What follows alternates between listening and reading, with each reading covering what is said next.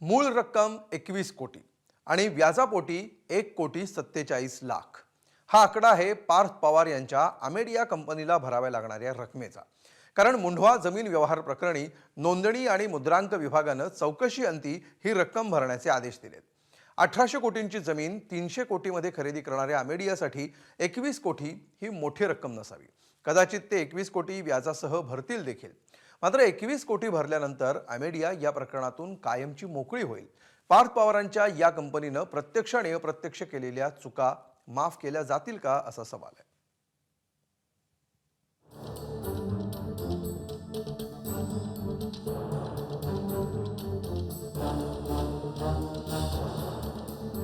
Amadea files OTT वरच्या web series मध्ये जसजसे एपिसोड गणित ट्विस्ट पाहायला मिळतात त्याचप्रमाणे मुंढवा जमीन घोटाळा प्रकरण वेगवेगळ्या स्तरावर वेगवेगळी वळण घेत आहे।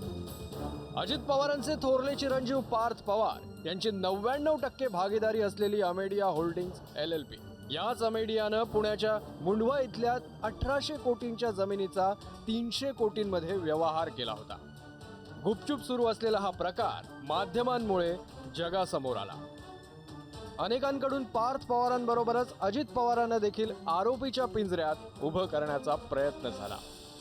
अखेर मुंढवा इथला जमीन व्यवहार रद्द करण्याची वेळ आली। मात्र म्हणतात ना, जो बूंद से गई वो हौज से नहीं आती। सरकार दरबारी व्यवहार रद्द झाला असला तरी या डीलनं अमेडिया कंपनी आणि पार्थ पवार यांची पाठ काही सोडलेली नाही। या प्रकरणाची चौकशी करणाऱ्या नोंदणी आणि मुद्रांक विभागानं अमेडिया कंपनीला 21 कोटी रुपये भरण्याचे आदेश दिले। त्याचबरोबर अमेडियाला 1,47,00,000 रुपये व्याज म्हणून भरावे लागणार आहे। महिना 1% याप्रमाणे 21 कोटींवर व्याज आकारण्यात आलंय। रक्कम भरण्यास विलंब केला तर व्याजाची रक्कम वाढतच जाणार आहे। अमेडिया कंपनीचे 99% शेअर्स अजूनही अजित पवारांचे चिरंजीव पार्थ पवार यांच्या नावावर आहेत।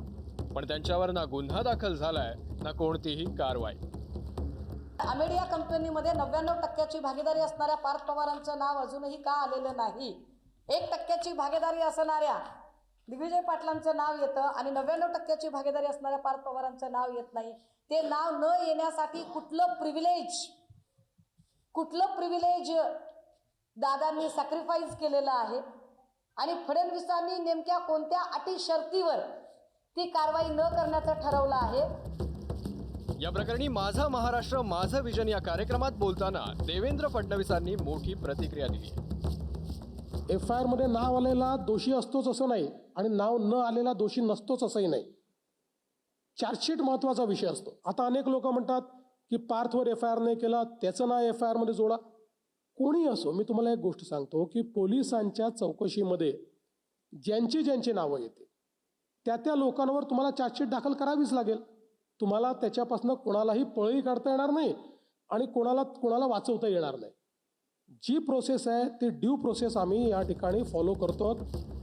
मुंढवा जमीन घोटाळा प्रकरणी पोलिसांनी शीतल तेजवानीला अटक केली आहे। तिला आज न्यायालयासमोर हजर करण्यात आलं असता 15 डिसेंबर पर्यंत पोलीस कोठडी सुनावण्यात आली। शीतल तेजवानी तपासादरम्यान चुकीची माहिती देत असल्याचं तपास अधिकाऱ्यांनी कोर्टाला सांगितलं।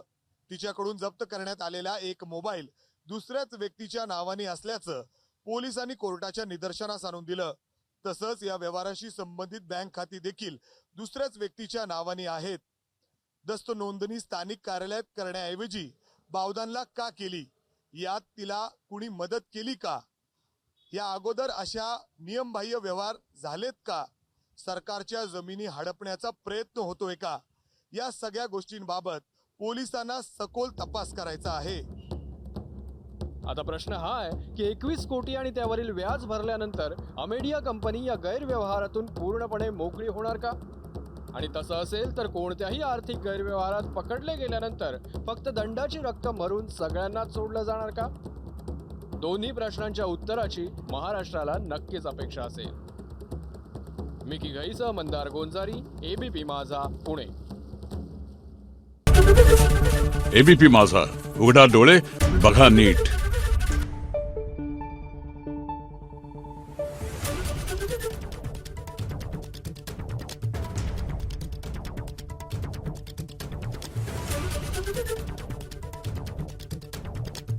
आहे